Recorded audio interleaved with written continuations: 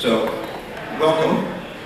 And if anybody new came in, there are 3 handouts in the back, and there is an attendance list going around again.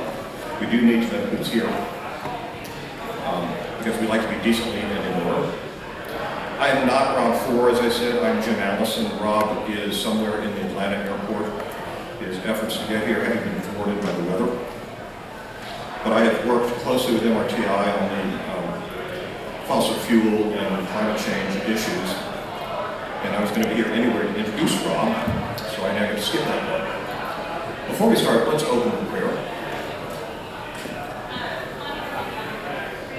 Gracious Lord, we take a moment on our busy Saturday to step away from what we would otherwise be doing to occupy our time to think about you and your world and your instructions to us for how we exercise stewardship over your creation. Be with us this morning and throughout the meeting later in the day as we ponder your word to us. In Christ's name we pray. Amen. Thank you all for being here. Let me get a show of hands.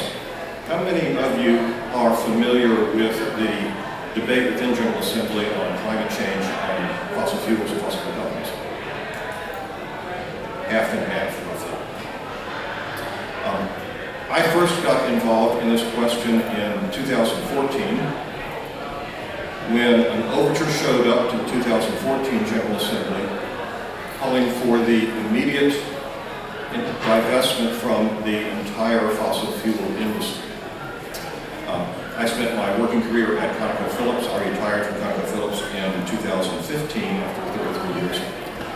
So an overture to divest from fossil fuel companies got my attention.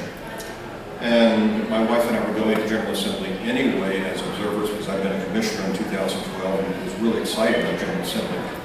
So I thought I ought to speak about that issue and what a foolish thing I thought like an investment was. The way General Assembly works, if you've been a commissioner, you know this, the committees will often have what are called open hearings, where anybody who wishes to speak on the issue can appear before the committee and will have somewhere between 30 seconds and 2 minutes to present everything he or she knows on the topic for the edification of the committee.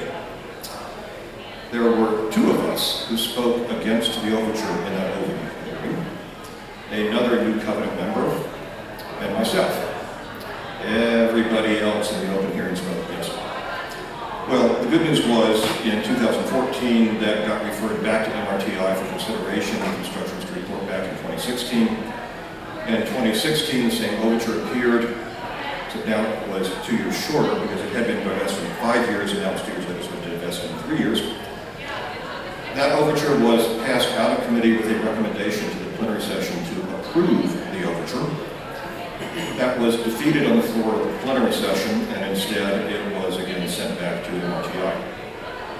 2018, what's your prediction?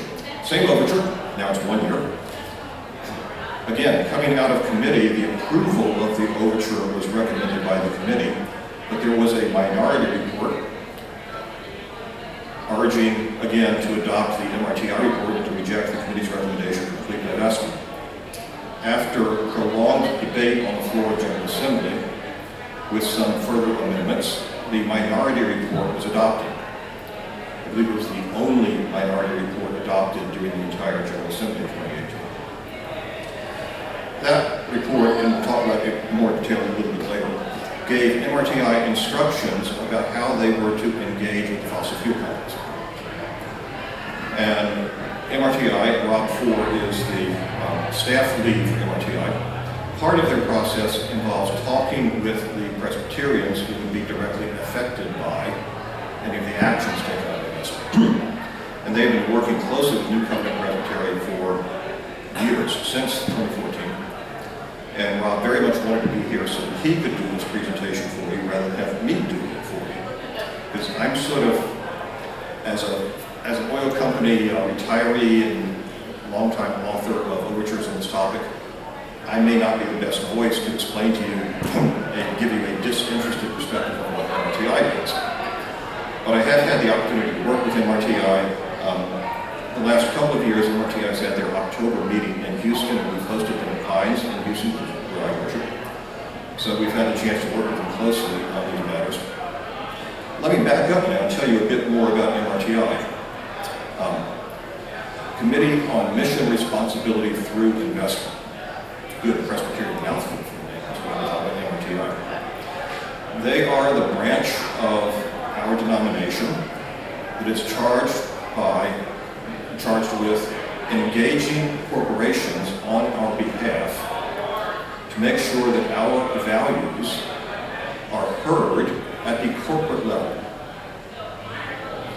So they are charged with having a responsible voice heard in corporate boardrooms and with corporate executives, talking about social responsibility. We were among the early leaders in what is called socially responsible investing. They are perhaps better known for what is actually a small part of their work, which is recommending divestment. And divestment is sort of the very last step in their process. And they don't actually do divestment themselves. What MRTI does, when all of their efforts at engagement have come to naught, and they're unable to make any further progress with companies, they may feel called to make a recommendation to General Assembly that this company, with whom engagement is no longer working, be put on what is called a divestment list. So, divestment is not MRTI's job, engagement is their job. But when engagement fails, they may find it necessary to make a recommendation to General Assembly for divestment. The decision to put a company on the divestment list is not MRTI's decision, it is General Assembly's decision. And nobody at General Assembly has voting rights except the people sent there by the presbyteries. So as much as we would like to point to Louisville and say, they did that to us, not the way our process works. Nobody at General Assembly has voting rights except the people sent by presbyteries. Now, we know perfectly well that if you get two Presbyterians together, you probably get 6 opinions. So the mere fact that people were sent by presbyteries doesn't mean they're going to agree with us. But it is important to recognize the distinction between what MRTI does as staff working on our behalf under the instructions from General Assembly and the decisions made by General Assembly.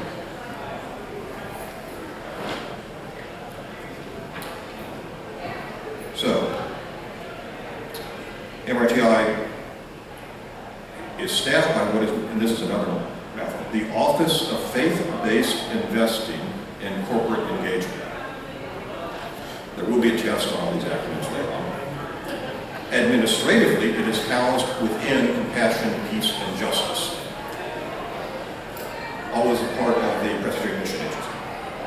They work closely with the Hunger Program, Disaster Assistance, Committee on Self-Help People. Fossil fuels and climate change are not the only issue of social responsible investment that we as a denomination work on. MRTI has representatives on the committee. Some are elected at large, and I probably need to go, well, let's talk about how much money. There are representatives from the parts of the denomination that actually manage money for us. And there are 2 branches of the denomination that manage money for us. One is the foundation. The other, how many pastors do we have here? And any of the rest of you engage in the Board of Benefits? Board of Pensions has about $10 billion plus or minus invested to cover the promises that have been made to the participants in the benefits plans. The foundation has another $1.5–2 billion invested to support the mission of the church. And Presbyterians have investments at various other levels, individual congregations, presbyteries, synods, the seminaries, colleges, universities. We don't know how big that invested pool is. Some individual Presbyterians also have investments. So Presbyterians collectively account for a couple of tens of billions of dollars. That may not sound like a lot in terms of how you engage with corporations, But because we've been doing this for a while, and the folks at MRT are actually very good at this, they are well respected in the boardrooms. I can attest to that fact because when I was sitting in the 2014 General Assembly, and the matter was referred back to MRTI, the then staff lead for MRTI stood up and said, "Oh, by the way, we've got a meeting with ConocoPhillips on Tuesday to talk about this." I work for ConocoPhillips. I immediately sent an email to the person, my colleague, who would be having that meeting. And I said, "This just got said on the floor of General Assembly. Do you know about this meeting?" And they said, "Yes, we know about the meeting. We know these people. They are very good at what they do." Not my testimony, the testimony of my colleagues who are not Presbyterian, working with them. Now, the staffing of MRTI. So there are 3 at-large members who are elected by the General Assembly directly. There is a representative from the Advisory Committee on Social Witness Policy. So the Advisory Committee itself is elected by General Assembly. The committee then selects one of their number to be on MRTI. Similarly, the Advocacy Committee on Women's Concerns has a member. Again, the committee is elected by General Assembly. The committee then selects a person to be on MRTI. The Racial Equity Advocacy Committee has a representative on MRTI. The Board of Pensions, the Foundation, and the Presbytery Mission Agency each have 2 representatives on MRTI. So you've got some elected at large, you've got 3 who are representative of the advocacy committees, and then you've got 6 who are representatives of the money that is invested in the other mission.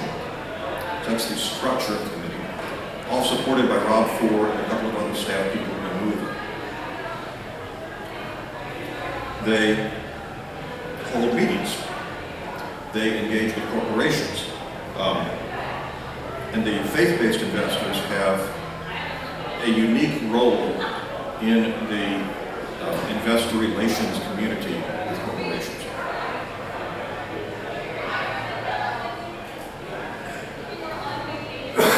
Now, we're going to talk a bit about the history of the policies. It goes back to 1971. And this is, I believe this is from the Northern Church. But the goals were pursuit of peace, pursuit of racial justice, economic and social justice, environmental responsibility. This is 1971, mind you. Pursuit of justice for women. Now, all of those continue to be priorities for MRTI. Most recently, the environmental responsibility has been a bigger deal. Anybody, however, remember the fights about divesting from the 3 companies that were active in Israel?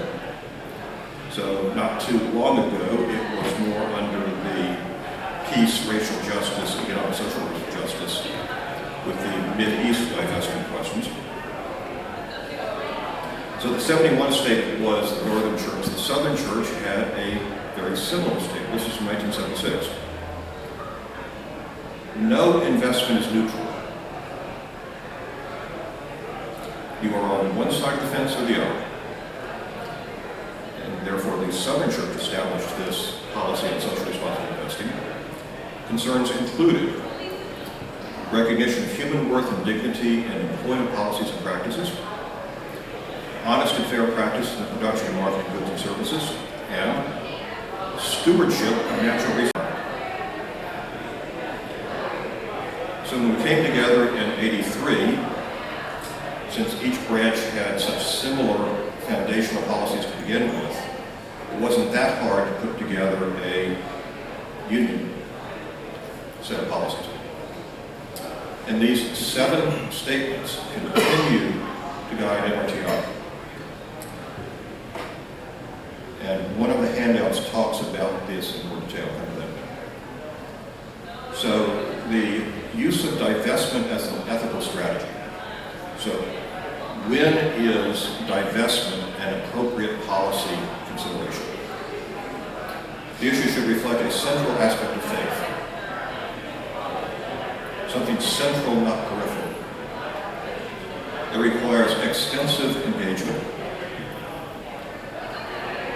incorporates thorough analysis, cogent strategy, defined goals. We must do our homework.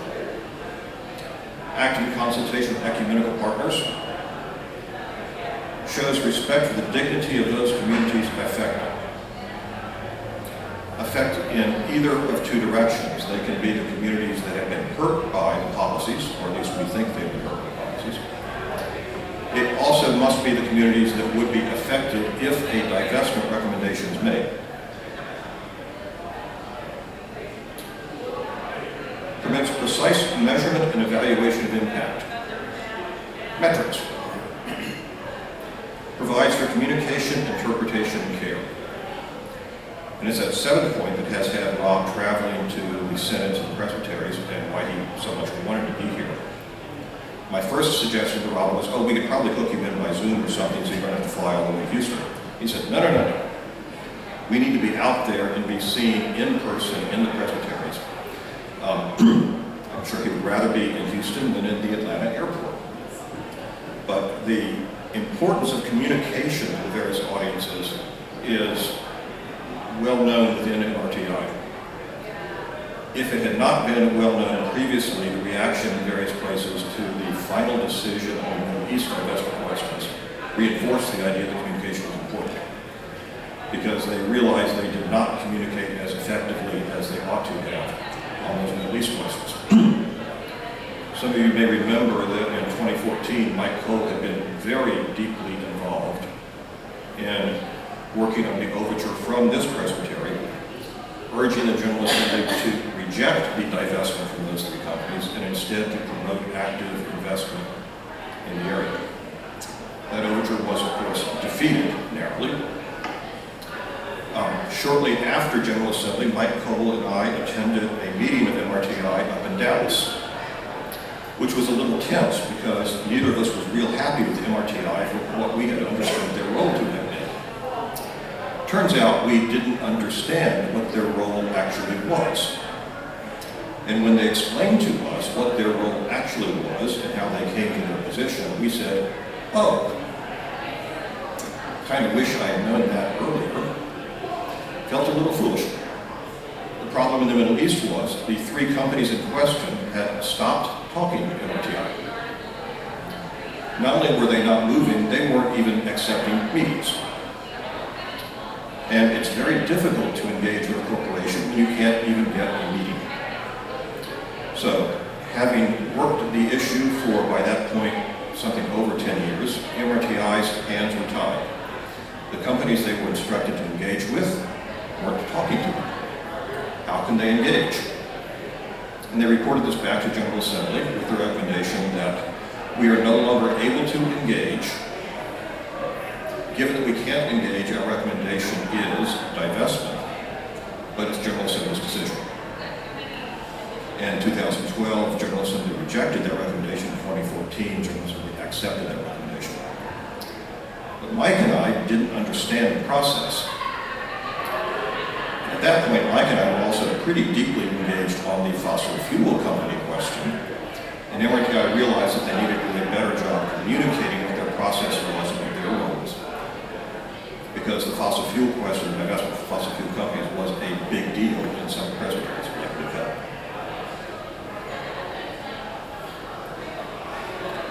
Some of their historical accomplishments. We were part of the movement to force apartheid out of South Africa. We were certainly not the only ones, but we were part of that. MRTI has been working to put pressure to prevent human trafficking. They are working on ending predatory lending practices. They are working very heavily on improved disclosures on environmental policies and practices. That is, in fact, part of their metrics on environmental and human rights and supply chain transparency. And yes, as people come in, there is a sign-up list, which we do want to know who's here. There are also handouts at the back of the room.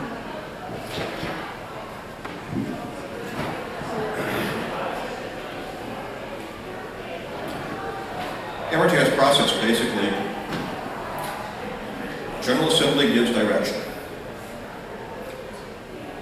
MRTI then collaborates with the ecumenical partners.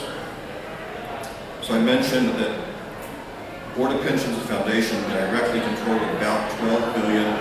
If you add in the rest of the Presbyterians, we're around a couple of tens of billions of dollars. We are also, through MRTI, part of a much, much, much larger effort that is ecumenical and also secular, engaging on the fossil fuel question, a group that collectively accounts for something over $30 trillion under investment. $20 billion gets my attention personally, but if you're trying to engage with major corporations, $20 billion of assets under management doesn't get you very far. $30 trillion gets their attention. And it is a global effort, includes our traditional ecumenical partners here in the United States, but it is certainly far broader than that. Church of England, for example. Basically, every big investor you've ever heard of, including BlackRock, is part of that. Research, correspondence, dialogue, the shareholder resolution process, and at the very last box, if engagement is not working, and because we've got metrics, we can know whether it is or is not working. If there's no movement, then they try to take additional steps, including a recommendation of divestment. But again, MRTI makes a recommendation to General Assembly. It is General Assembly's decision.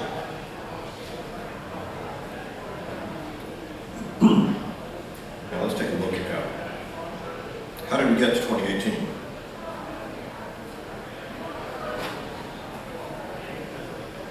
General Assembly established criteria making the 2008 environmental policy more complete. MRTI then has developed guideline metrics to implement the criteria. Since 2016, MRTI was applying the guideline metrics in corporate engagements. The Climate Action 100 is the name of that group I was talking about, $30 trillion. Now here's the summary of the metrics.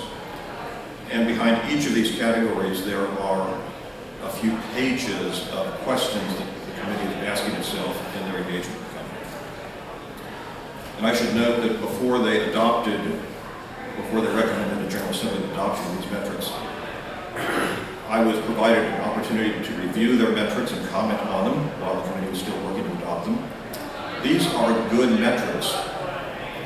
The other companies involved in socially responsible investing have said that we are state-of-the-art in developing metrics for this purpose. But it results in this scorecard. Companies in the red category have a poor record, may not acknowledge the importance of the governance, social responsibility environment.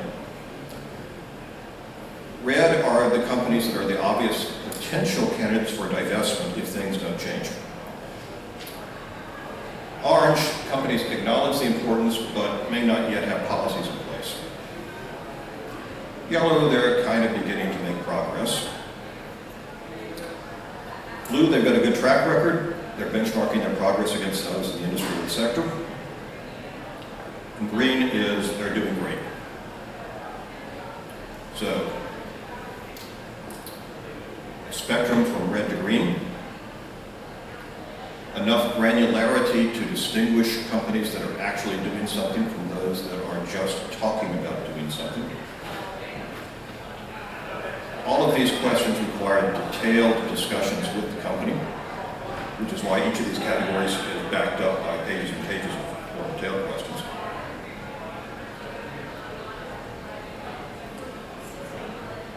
Companies that they've been talking with. Jim, I have a question. So, yeah. What's an example of a shareholder engagement? It's got to be more than just putting words in a prospectus. MRTI goes in and actually meets with the companies, and they will probably meet more than once per year. So they will schedule a meeting with the company. Typically, the meetings are attended by high-level executives, although getting the CEO in the meeting is a bit rare, is my understanding. Some companies do engage the CEOs. So it's basically talking with the boards and. They will be talking, more typically they're talking with the executive management, but they also do reach out to the boards. And there are some companies whose boards, knowing about the engagement, have reached out to MRTI. I just needed to know what you meant by that. And in the companies I'm familiar with, the engagement will typically be run through the investor relations community, because the investor relations section of the company is the group that is charged with meeting with investors, which is how we get our foot in the door. We are able to engage with companies because of our standing as an investor in the company. And that brings up one of the obvious rebuttals to divestment. Once you have sold your stock, you are no longer an investor. Therefore, you no longer have standing to engage with them as an investor. So that's why divestment is something you can invoke only when everything else has failed. Because once you've divested, they've got no reason to talk to you. Jim? Yes, sir. I assume that when we get down to the final decision of divestment, the MRTI has made the decision that the company is no longer going to engage on their part. Is that correct? I mean, Yes. So it's got to be really initiated more by the action or lack of action over a sustained period of time from the company itself. Is that correct? Yeah. Thank you. So, how do you get to the red category? The company refuses to engage, or at some point the company may take meetings, but it will become obvious that they're just not going to do anything. They are just taking meetings to be taking meetings, and they're not actually addressing our issues. But it would require that track record. Lots of companies whose names you recognize. Now, what happened at the assembly? This is the critical paragraph for the outcome after many hours of debate, including everybody's favorite management issue on meeting the substitute motion, which provides multiple opportunities for debating the substantive question. And you'll see the edits that were made to the report itself. But the ultimate action directs MRTI to continue its engagement process with deliberate haste, to continue to utilize its guideline metrics for corporations in 2019 and 2020 proxy seasons, report back 3 years of metrics to the 2024 General Assembly, that's next year in Baltimore, with divestment recommendations for companies who are not moving towards compliance with the General Assembly's criteria. And the critical sentence that was added to give MRTI even more stick to use with companies. Companies previously identified by MRTI for this focused engagement include, but are not limited to, Chevron, ExxonMobil, ConocoPhillips, Marathon Petroleum, Valero Energy, Phillips 66, Duke Energy, Ford, General Motors. So you note, basically 6 oil companies and 3 non-oil companies, 2 water companies. Those 9 companies are the companies that MRTI has special responsibility for in this Climate Action 100 consortium. I just noticed there are no companies that are international. These are all U.S.-based companies. So like Toyota's not on there, or BP. So the companies that are only headquartered in the U.S. So the Climate Action 100, this $30 trillion consortium, divvies up the global corporate world among the engaging entities. So MRTI was given particular responsibility for these 9 companies. And MRTI is, in fact, the engagement lead for 2 of them, I don't remember which 2. The rest of the emitting corporate world, which would be everybody, having been prioritized by the entire Climate Action 100 folks, have been divvied up among other lead engagement firms. So, yes, MRTI is focused on U.S. companies. Those 9 are the companies specifically highlighted by General Assembly, which means MRTI can call up those companies and say, oh, by the way, here's what General Assembly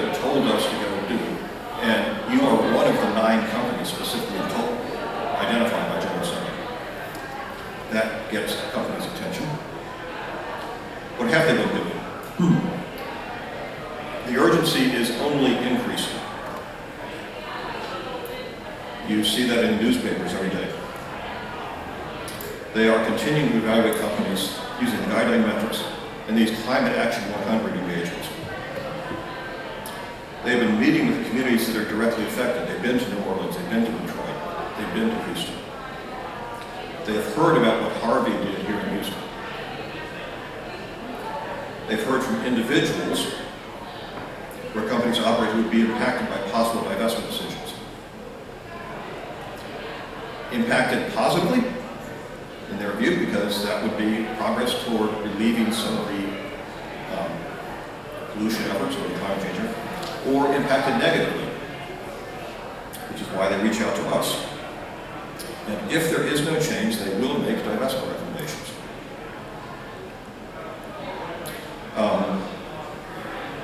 We'll speed up a bit, because this is supposed to be a discussion, not a... You've been reading the newspapers, you know things are not getting better on their own. Shell has walked away from the refining lobby because the refining industry lobbying group was opposing more. In Shell's opinion, they were part of the problem, not part of the solution. So here are the 9.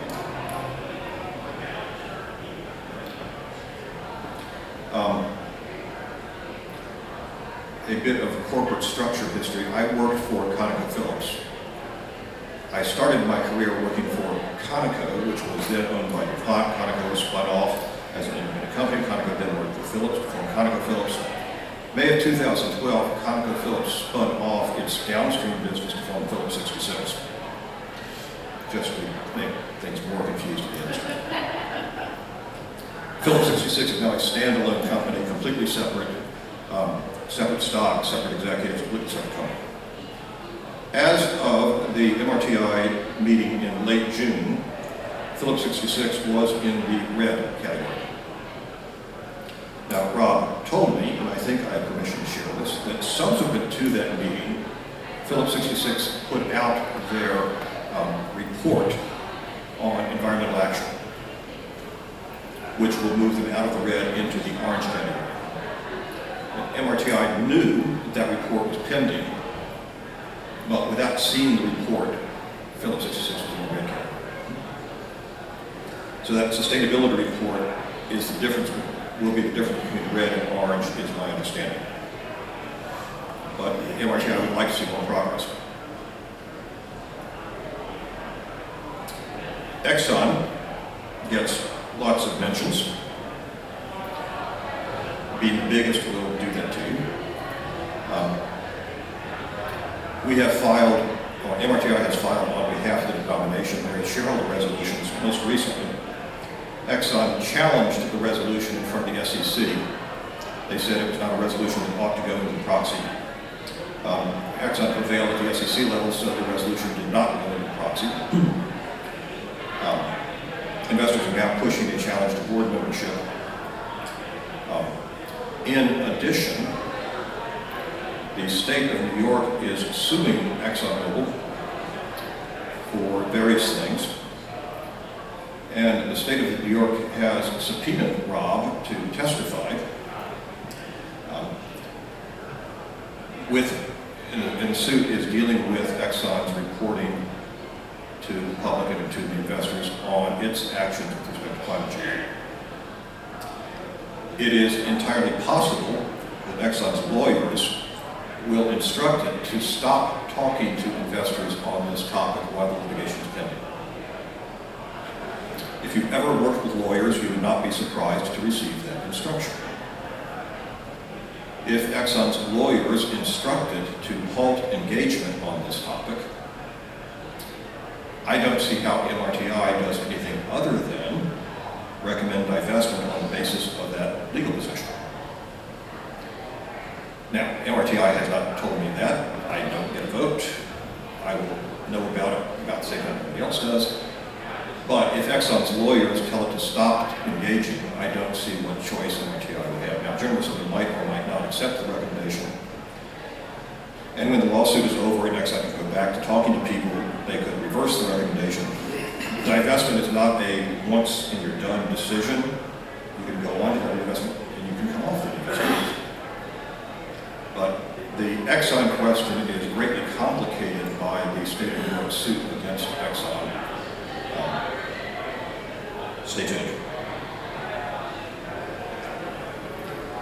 Another issue that came up in 2018 and has come up before and that appears back in those 71 and 76 guidelines. So what is now referred to as environmental issues, which is to say the adverse consequences of environmental problems aren't distributed randomly. For a whole collection of historical reasons, the adverse consequences are borne more heavily by those same racial, ethnic, socioeconomic groups that are disadvantaged in so many other ways. Much like the experience with school desegregation, the Supreme Court rendered segregated schools illegal in 1954. Schools weren't de facto deregulated for a long time, if ever, simply because of housing patterns. The same history of housing patterns, where factories get built, decisions that affect who is harmed by environmental degradation, have racial consequences. And that's what we mean by environmental racism. And the General Assembly has instructed MRTI to engage on that question. So, at their meeting, the March meeting in New Orleans, they were trained in this question. And they've been engaging with communities that have been affected by climate change and environmental racism and potential divestment decisions. The June 26-28 meeting is where they were voting on where on the scorecard those 9 companies fell. So that mean their next meeting, I think, after June, will actually be in Houston in October, and we hope to host them again at Pines. The topic of environmental racism was heavily mentioned in many of the overtures at 2018 General Assembly. Here is some of the discussion.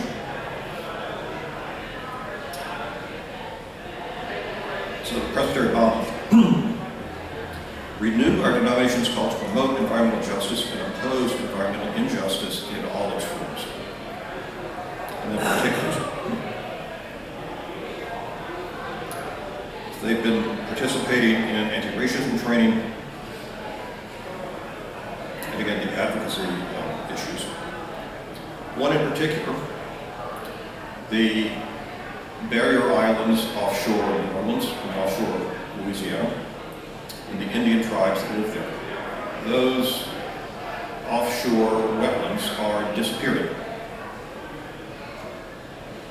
I don't remember the rate, but it is a shocking rate at which they're disappearing.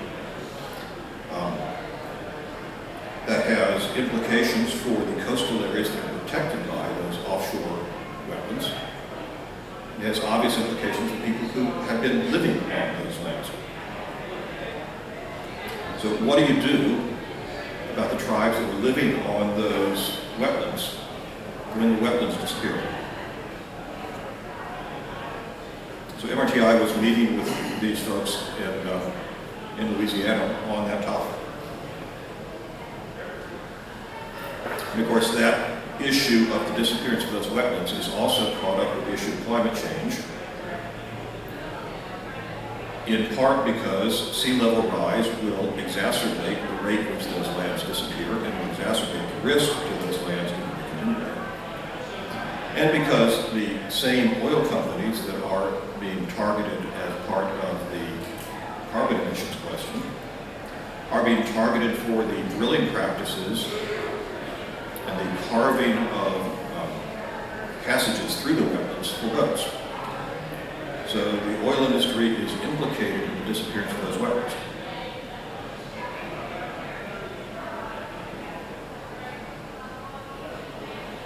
Now, every 2 years, so every General Assembly cycle, MRTI has this prescription or divestment list.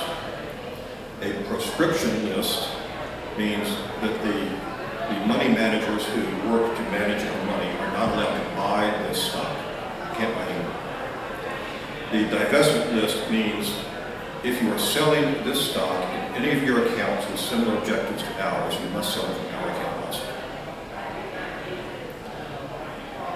Now, I didn't hear that, like the last after that. Could you repeat that last sentence? And maybe a little loud. and let me make it a little more complicated.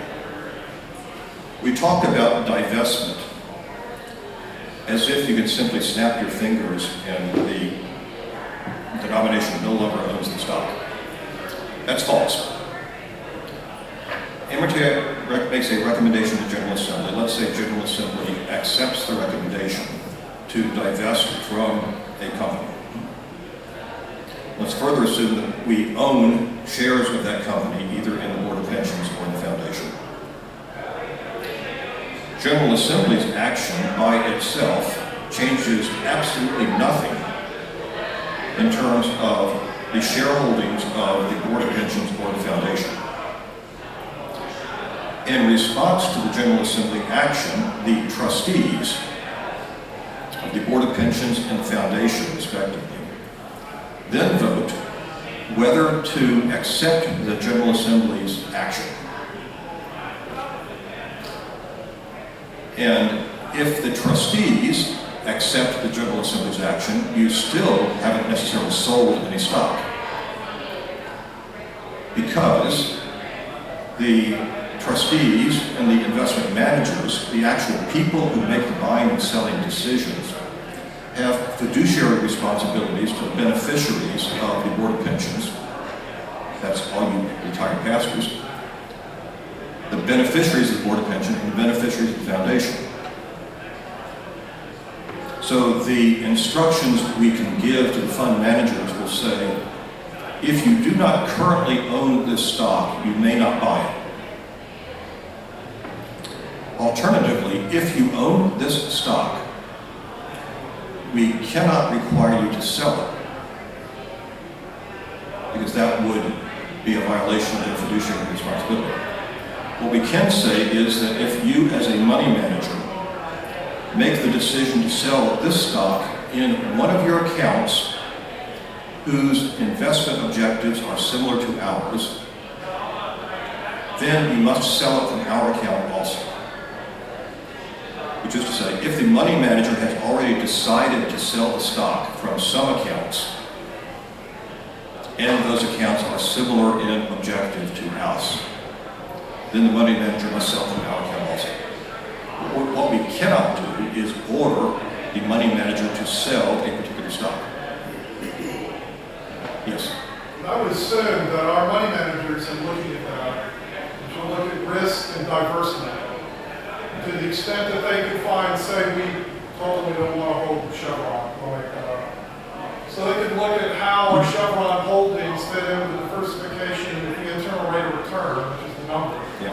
If they can find a replacement stock that fills both of those, do they of their own accord look and try to replace that stock out? Or are they worried about the transaction fees involved?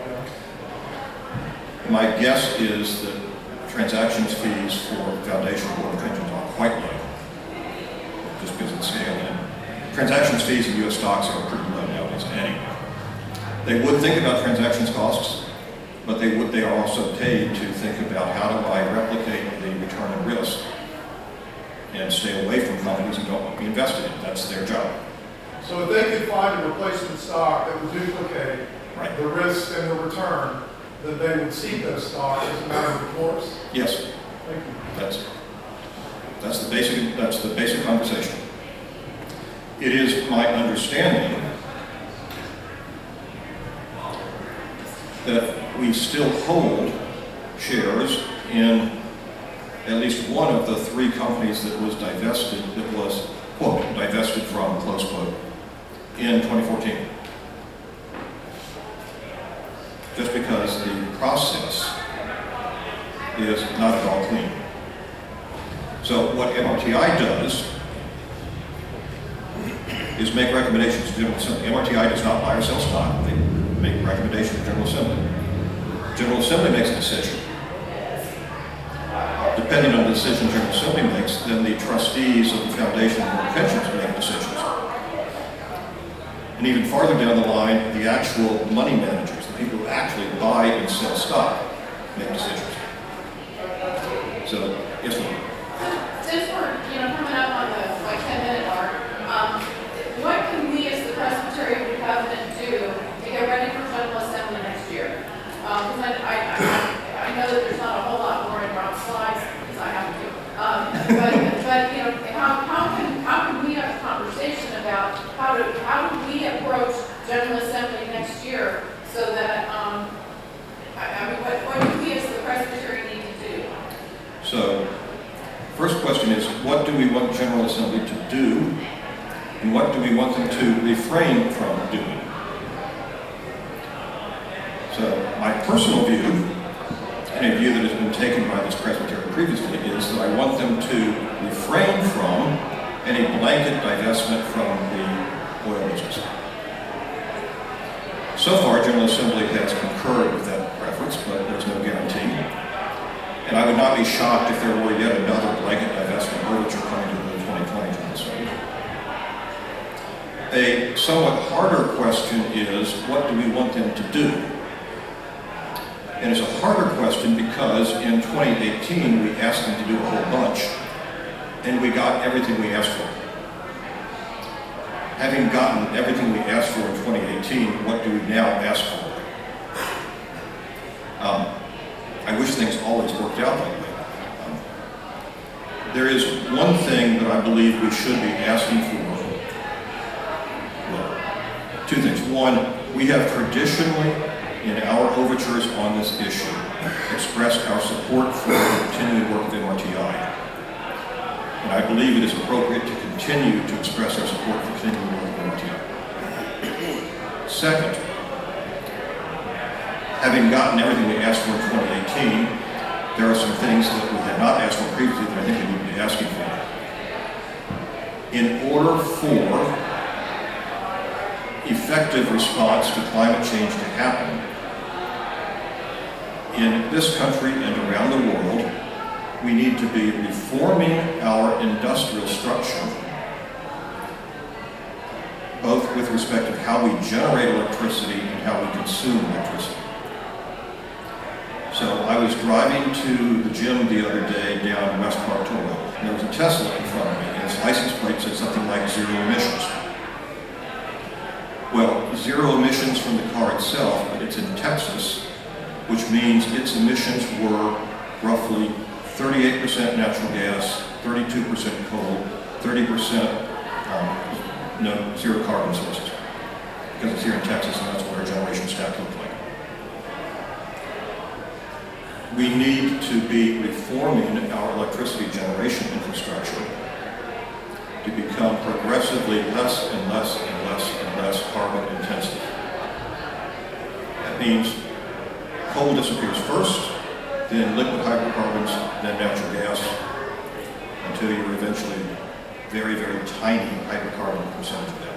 So is that something you write an overture about? I actually have drafted an overture. It is with a review committee at the Pine session. I had a whole bunch of data cited in that based on reports. Those reports have now been updated, so I need to update all of that before I go back to session. I'm hopeful that will be at the November 6th meeting. We need to reform how we generate electricity. But we also need to reform how we use energy as an industry. How do we electrify? So Tesla has shown it's possible to electrify cars and get really good performance at very high prices. How do we reform the rest of how we consume energy, so that we continue to consume hydrocarbons only in those places where there is no economically appropriate substitute? how do we electrify the rest of our usage of energy while simultaneously converting the electricity generation to zero carbon sources? If I am feeling really optimistic, I can see a path to progress on that by about 2050. 2050 is not fast enough to avoid many of the adverse consequences of climate change. It is not fast enough to avoid the adverse consequences.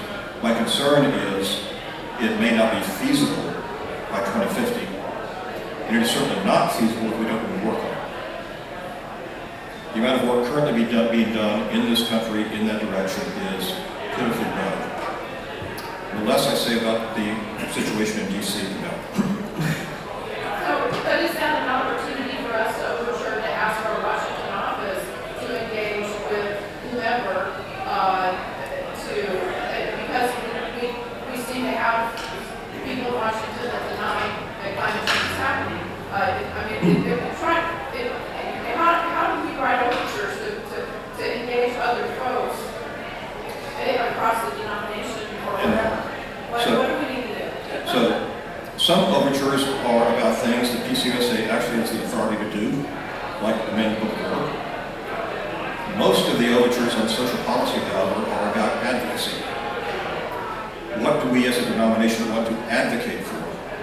And I think everything in the climate change area falls into that category. We want to advocate for taking climate change seriously, working to transform our industrial practices, both on the generation and the usage side, advocating for taking the steps necessary to care for those who will inevitably suffer the consequences of the delays that we've had. It is no longer possible to move fast enough to avoid major problems. If we had started acting in 1990, it might have been, I suppose. But it is no longer possible to avoid major problems. You just can't transform the world. And what we can do about it is advocate. And oh, by the way, Presbyterian Disaster Assistance is an incredible resource in responding. They need money. PMA needs money, Presbyterian Mission Agency. So there are some things we can do directly with our pocketbooks. We can support Presbyterian agencies that directly respond to those adverse consequences. But there is a lot of advocacy that needs to be done, and that's one of our traditional roles. And I'm working on an overture in that direction. I've got a lot of data I need to update in it, but I'm working on it. Other questions or comments? Yes, ma'am. As they look at alternatives, are they looking at their environmental impact as well? Like, so nuclear is clean, but not entirely. It has its drawbacks as well. And the whole concept of nature abhors a vacuum, trying to fix the problem in a vacuum really isn't a holistic solution. So looking at the whole energy stream of all of the different alternatives. Excellent point. You need to look at the problem holistically. Otherwise, we have the frying pan versus fire problem. Nuclear fission is great from a carbon emissions perspective. Less great from the perspective of what do we do with the longer-term byproducts.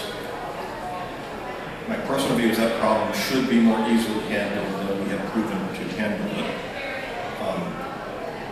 But realistically, nuclear has such a poor public perception right now that it is not being portrayed as a big part of the solution. That may turn into a problem. Nuclear fusion, should any of us live long enough to see it, could be a huge part of the solution. It was said to be 50 years in the future when I was in college. That was 45 years ago. It may not be 50 years now, it could be 40, but it could be 60. It's one of those where we kind of sort of understand the science, but have no idea how to make it work. So in 2150, fusion might be part of the solution. In 2050, not going to happen. Solar and wind have the well-known problem of intermittency. Nighttime, you don't get sun, the wind doesn't blow, you don't have wind power. What's needed there is industrial scale storage solutions. We're beginning to see batteries coming into the grid. Those are important, but not yet at a scale sufficient to address the problem. And the economics of scaling up the current technologies are not very attractive. So people talk about, yes, we need to put more wind and solar, but with the intermittency problem, when you add, current technology, when you add wind power to the grid, you also need to add natural gas power as a backup to cover the intermittency, which doesn't really make as much progress as we'd like to make it. We need more progress on the science and engineering on industrial scale storage. Yes? Along the same lines, isn't it also an issue that the availability of rare earth elements necessary to do solar power and batteries may be a limiting factor on what we can do? The technologies that are currently used for batteries and solar power are selected in part for cost-benefit reasons. Some of the rare earths and other elements have been cheap. And some of them have been cheap for reasons that we have opposed as a matter of social justice and various other aspects. And some of them are transferring wealth to countries glorious, like China. So as those dynamics change, the cost-benefit of particular elements will change, and the engineers will have to substitute extra wire. So yes, it's complicated.